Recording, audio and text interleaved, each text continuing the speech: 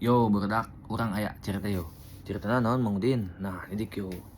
Kan di urang teh nya aya hiji pagawe orang Jepang, awewe geus kolot umurna teh. Nah, si kehead mah nya kan urang teh keur maicing yo, mangkasih daun hareup.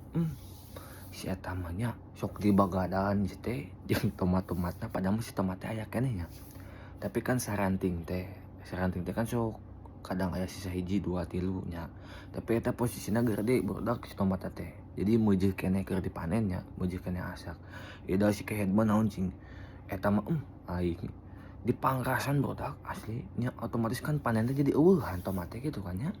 Ieu mah ngadon dibagadan kabeh dipiceunan cek aing teh aduh teu leum-leum ieu cek aing teh.